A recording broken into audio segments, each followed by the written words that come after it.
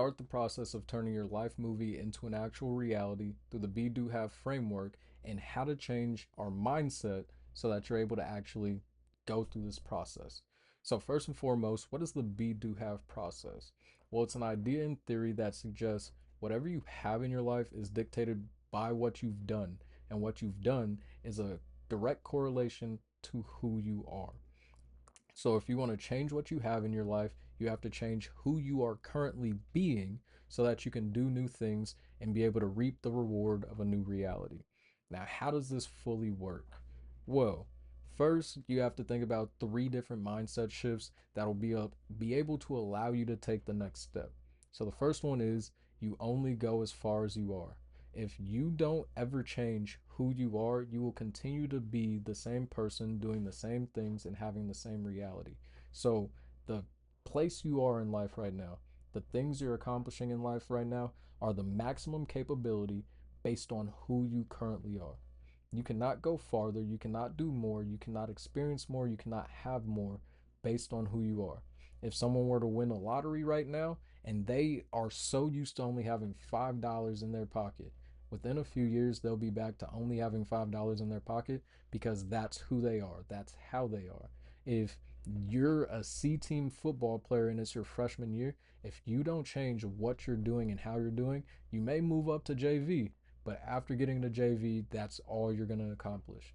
Most people have reaped the benefits and the rewards of who they currently are, and they're reaching their maximum potential to the best of their abilities. Even if they tried harder, nothing would change because of who they are and their habitual actions day by day. And so that's why they have what they have. But if you want to be able to go farther, you have to do something new. Then you see what you believe and not the other way around. Now, this is a concept that a lot of people have questioned me about because it sounds weird, but I'll put it this way. People to this day still believe OJ was the one who ended up killing his wife. But people were able to see the glove didn't fit. They took what they believed, OJ is a killer, and saw evidence that he did not kill his ex wife based on the glove, but they still believe he did it. So they only see reasons as to, oh, that wasn't the glove, whatever other excuse they may use. But that's the exact thing. You can be given all the proof in the world that something is true, but if you believe it's not, you'll find some reason to say it's still not true. A lot of people want to believe that I'll see it, I'll believe it when I see it, but that's just false. Like, for example, you could have proof that your partner is 100% faithful, but if you feel like internally they're lying to you, they are cheating, they're doing you wrong, even if you get proof of where this person's at, everything is cohesive, lines up, and the theory and explanation of where they're at, what they're doing, and how they're living all lines up, you'll still continue to search for reasons as to why your partner is cheating on you, right? You see what you believe. You don't believe what you see. And the third one is the entire life movie concept, but we're going to save that for another video. So, first, going over you only go as far as you are. So, this is an entire concept that breaks down consumption to possession, and it's the most concise way to go over the Be Do Have framework. So, this is how it breaks down. What you consume dictates what you think. What you think determines who you are. Who you are determines what you do, and what you do determines what you have. So it starts with consumption. What you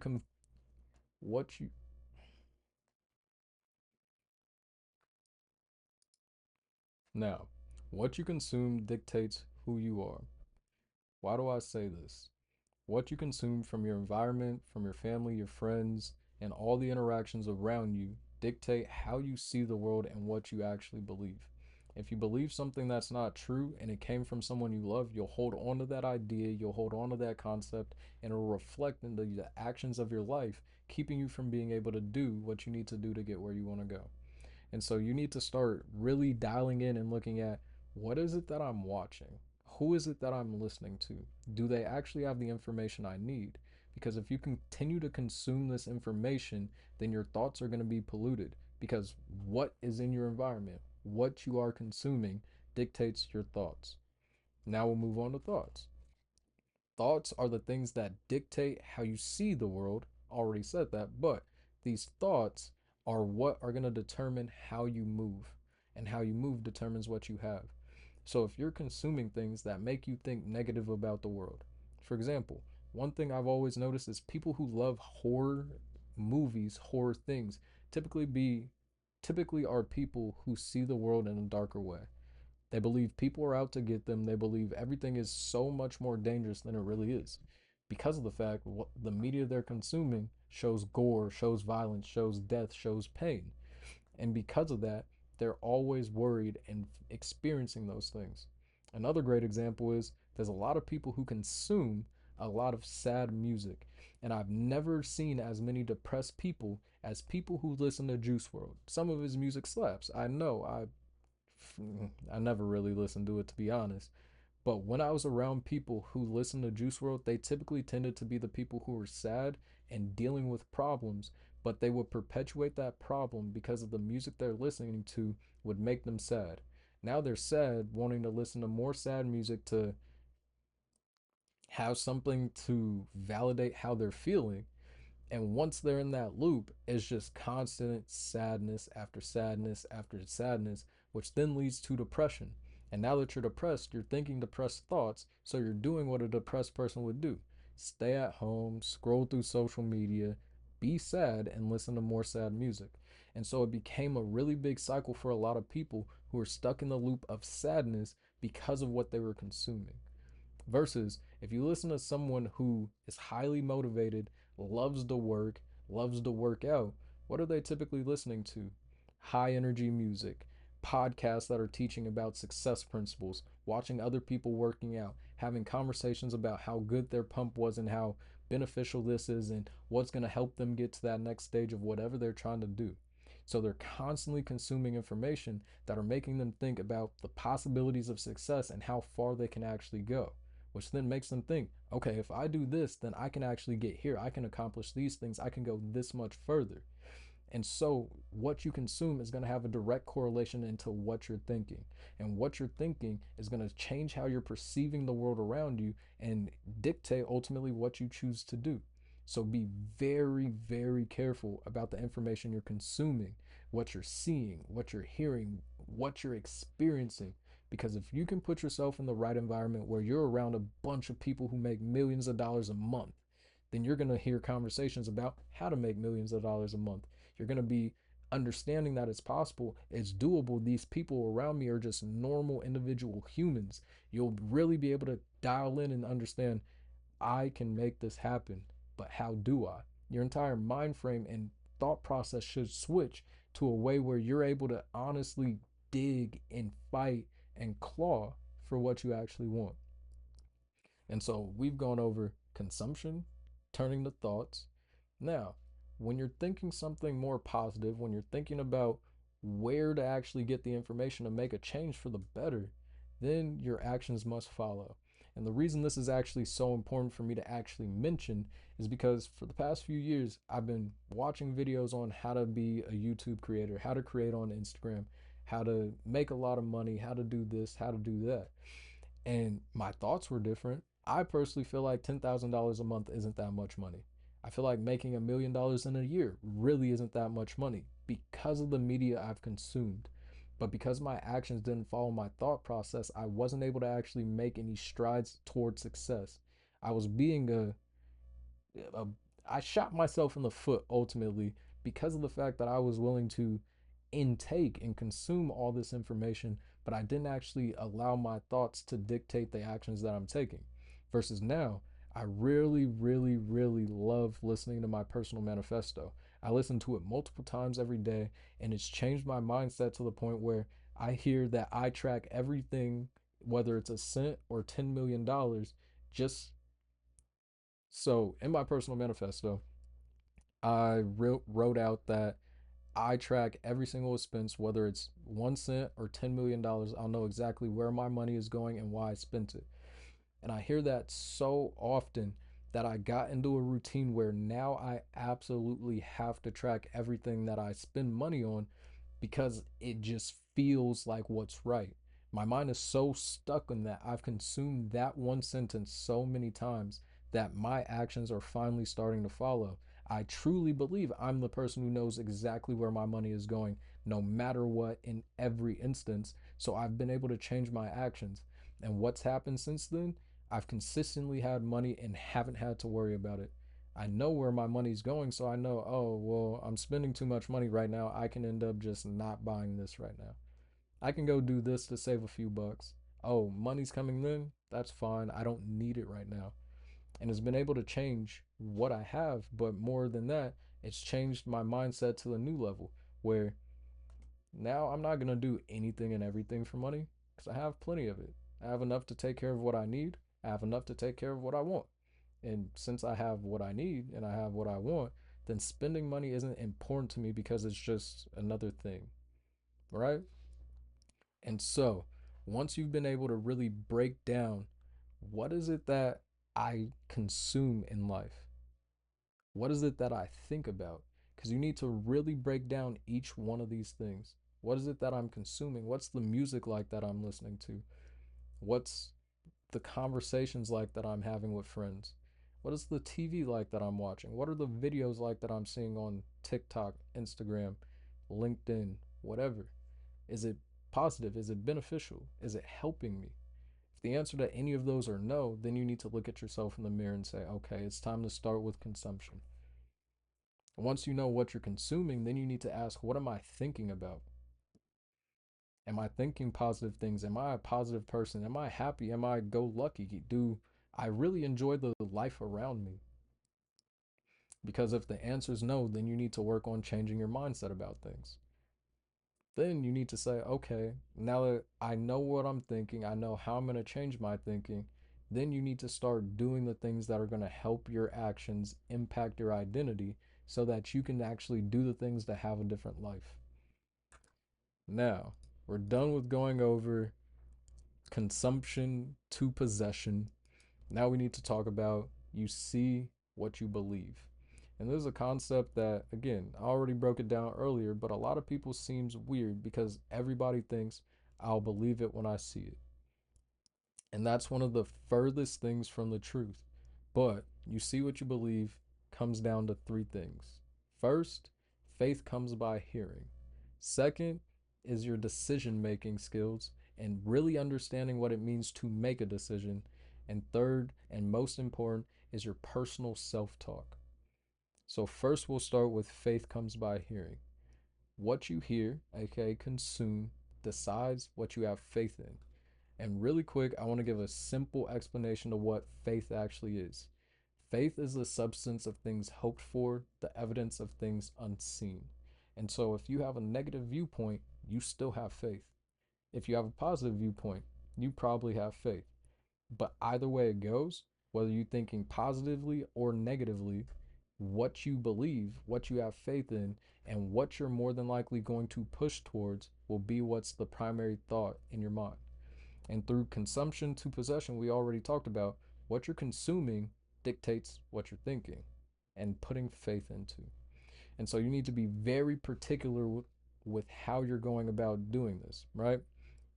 So, first, when you're looking at your life, you need to take time to really sift through information to really build a pillar of faith.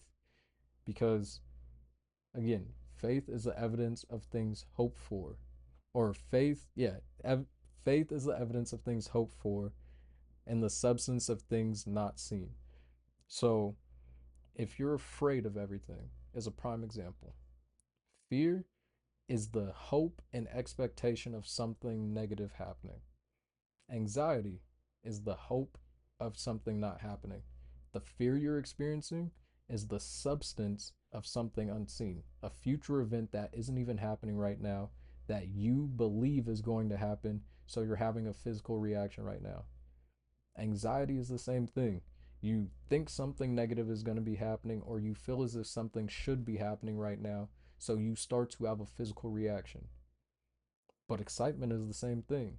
If you think, oh, I got this girl's phone number and we're gonna text and I'm gonna smash in a week, and you get excited from that, you're having faith in the ability for you to go end up, you know? And so you need to start looking at what are you having faith in? Are you having faith that you won't be able to be successful? Are you having faith in the thought that money doesn't come to you? Do you have the thought that you're meant to be broke? Are you putting faith in the fact that you're not the type of person who deserves riches? A lot of people have negative beliefs that give them faith in the most negative outcome. I can never do that. You have faith that you're going to fail? Why? Why are you putting substance to a reality unseen when you're not even sure if you're capable? So you might as well go give it your best and see if you actually can accomplish it. There's a lot of aspects of life where if you really understand that faith is the evidence of things hoped for and the substance of things not seen, and you could just say, I'm going to choose to have faith in this. I'm going to expect the world to make sure this happens for me. So I'm going to go give it my all and prepare myself for when I end up attaining this thing, your world will turn around. And again, ultimately, it comes from what you're consuming. What are you hearing? Who are the people you're talking to? And a prime example I always give somebody is me and my boy Tracy and me and my boy Isaiah. We'll all have conversations, whether together in a group of three or on separate conversations, where I'll end up talking to Tracy like, man, I just saw this Lambo. Like I can't wait to get mine. He's like, yeah, like I'm gonna end up getting the blue one, so you gotta go red so our cars aren't matching. I'm like, bro, I'm gonna get the red one. He's like, bro, you're ugly. No, I'm getting the red one. We talk about what is gonna be like to have millions of dollars. We go on Zillow sometime while we're on FaceTime and we'll literally just send each other $15 million houses. Like one time me and Tracy were on FaceTime for like 3 hours. Actually, we were on Discord for like 3 hours going through Zillow. And I specifically remember I was showing him some like $15 million house in San Antonio. He was like, yeah, that house is cool, but that bathroom is ugly. Like I could never live there.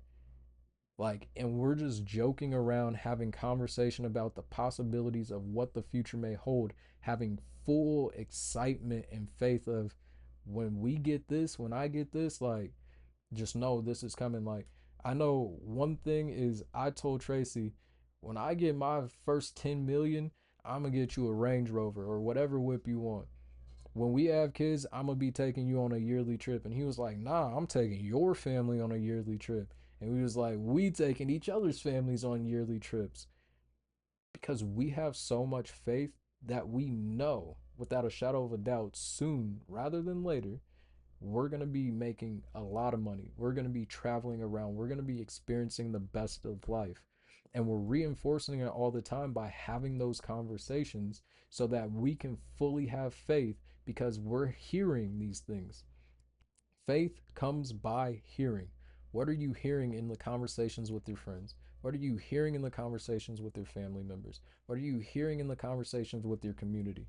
Because one thing that stands true in most people's lives, and especially mine, is that we're constantly around people whose first thought process and first idea to speak about is negativity, is to speak about hardship, is to speak about failure.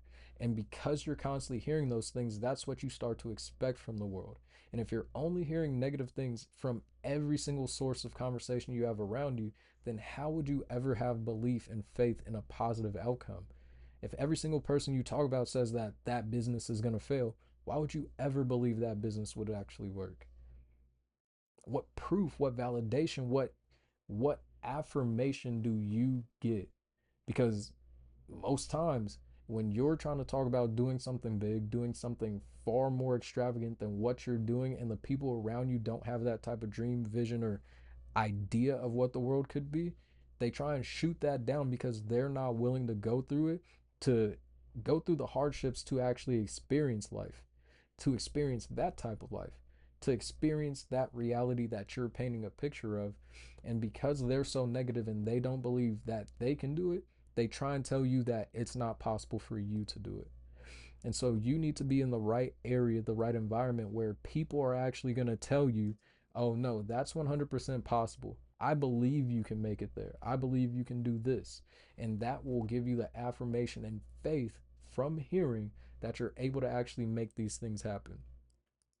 Next, what is the importance of decision making? Well, first, you need to understand what a decision actually is.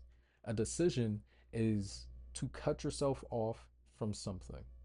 Now, it sounds weird, but decision comes from decide, which is a Latin, which is a word with a Latin root, with de meaning of, and side mean to cut from. And so when you decide to do something, you're saying, I have chosen to cut myself off from any other possibility than to do this one thing. When you decide, this is the path I'm walking, you've taken yourself from any other path. For example, for me, when I was 18, heaven hand on the right hand on the Bible. I don't have one in here with me, but I have one in the next room over. I swore that if I ever gave up on being a currency trader, I would kill myself. And I swore to God. And so I can never give up on being a currency trader. I have to make that successful. I have to win at currency trading because I staked my entire life on it. I cut myself from any possibility. If I don't succeed at currency trading, I will continue to fail until I die or I will have to kill myself. And it's a very morbid thing. I don't think it's good. I hope you don't go down that route. I do a lot of brash and rash things. But the thing is, when I made that decision, when I chose to cut myself off from any other possibility, I did what a lot of people like to say, and I burned the boats. I burned the boats. And it's put me in a lot of situations. It's put me through a lot of hardship. But even then, I decided I'm cutting myself off from any other possibility than to make YouTube and Instagram work. I'm going to have a personal brand. I'm going to grow and have hundreds of thousands of followers. I'm going to grow and create something where my life is a movie. I get paid to continue to learn and improve on myself. There's no other option in my life. And in the meantime, until I get there, there's different things I have to do. Right now, I'm doing trim work. I'm a carpenter. Right now, I'm a personal trainer. I'm helping change lives. But at the end of the day, I am going to make it so that I can live my life and make as much money as I want to travel the world, to see anything I want, do anything I want, whenever I want, because I want to. Because I've cut myself off from any other possibility. I will never be someone who consistently works a 9 to 5. I've cut myself off from that. I will There will never be a time where you will not hear me talking about trading in some type of way, and there will never be a time where I'm not trying to grow a personal brand, whether it's on Instagram, YouTube, Threads, whatever else may be. I will always have to do that because that's who I am. That's the decision that I've made. And you need to figure out what decisions you're actually going to make. Once you get your mindset right, once you've already looked at what you're consuming, what you're doing, and what you currently have, well, then what things are you going to cut yourself off from to be able to have a new life? What thought processes are you going to cut yourself off from so that you can only see success? What thought processes are you going to cut yourself off from so that you only do things that are going to benefit you? What things are you going to cut yourself off from having so that you can't even associate with it anymore? If you're going out and partying, if you cut yourself off from partying, you say, I do not party, that's not who I am, then just by taking yourself out of that environment, a lot of things are going to change just because now you need to find a way to fill that free time with new actions. Are you going to sit at home on Instagram? Are you going to go to the gym? Are you going to use that time to meal prep? It really doesn't matter, but at the end of the day, you have to fully decide to change what you're doing. Which brings me down to the last one. And the most important thing, what you say to yourself about yourself is 10,000 more times more important than what you're experiencing and what other people are saying. If you say negative things, if you think negative things about yourself, you're going to put yourself in a space where you can't believe in yourself. You won't have faith in anything other than negativity. You won't believe in anything other than failure. And if you can't see positivity about yourself, how you look, how you feel, what your job is, anything, then you will constantly put yourself in a situation of self sabotage. That's why so many people struggle to actually succeed now. So many of us see people driving around in Lambos, living in high rises, doing things that are larger than life. And so we get to comparing ourselves to them, saying, oh, this person has done so much at this age. Like, I wish that could be me, but I'm not that type of person. I can't be that successful. I can't do this, which keeps us from even attempting to take the same steps, the same path as that person. We think so negatively about our own capabilities that even when things are amazing, when we are so capable, so talented, so amazing ultimately, we see only the negative, and that keeps us from actually being able to go and do the right things. You need to start controlling your negative self talk. You need to start controlling your self talk in general. Because one thing that I've noticed, one thing that I used to do even, is self deprecating jokes. Self deprecating jokes are one of the worst things ever. And I think it was Bruce Lee who said it, but there's somebody who said, it's slipping my mind. I believe it was Bruce Lee who said, never joke about yourself in a negative way. The warrior inside doesn't know the difference, which is 100% true. Science actually shows that if you imagine something, like if you close your eyes and imagine you're starting to be chased by a shark, cortisol levels will spike, your heart will start beating faster, and a bunch of other things will happen internally. But when you tell a joke about yourself, your brain doesn't understand that it's a joke. And if you make a negative joke about yourself, that will start to impact how you actually feel about yourself. And so if you can actually control your self talk, for example, matter of fact, I only really make positive jokes about myself.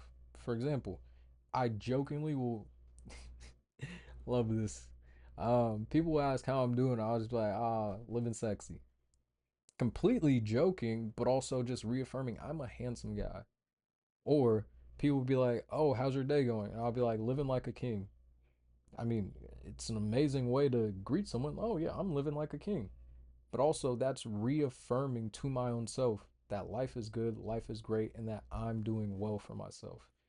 And there's so many different aspects where I don't allow self-deprecating jokes. I've had to cuss people out because they called themselves retarded in front of me. And I'll literally say, like, yo, don't ever disrespect yourself like that in front of me, or I'm never talking to you again. Because I don't want to be around people who help me see self deprecating jokes and self deprecating comments as a good thing. Because when you start disrespecting yourself, when you start talking down on yourself, then you will be giving yourself belief that came by hearing your own words of negativity in your life. If you are hearing yourself say negative things about you, why would you believe that other people would say positive things about you? If you're telling yourself you're incapable, why would you even try? If you're telling yourself you're stupid, why would you ever try and go learn more? Why would you ever put yourself in a place where you speak so lowly about yourself that you can't see a positive aspect about the world because of your own self hate? And that's why what you tell yourself is so much more important than anything else around you. And that's why I personally love my personal manifesto. Every single day I listen to that so much where I'm literally telling myself that this is the life I live. This is the type of person I am. These are the things I've already accomplished. This is how much money I have. This is how much I make from trading. This is how much whatever, whatever, whatever, whatever, whatever. And hearing myself say that so often, oh, I have 100,000 followers on YouTube? Oh, I can sit in front of a camera and talk to it then because you guys are here to watch me, but I had to teach myself and give myself faith coming from hearing that this is possible. And now that I listen to it so much, it's like second nature of course, I'm going to make a video. Like I've posted every single day this past week. Every single day this week a video will go up. Every single day of the next week a video will go up because that's what I do. That's what I said in my personal manifesto, and that's what I expect to come out of myself, whether they're the best videos under the sun or not. And even then, in my personal manifesto, I said I don't try and make flashy edits. I just try and give the most life changing information possible. So I'm gonna sit in front of the camera and tell you everything I believe you need to know to be able to turn your life into a movie and make as much money from that movie as possible. It all comes down to this.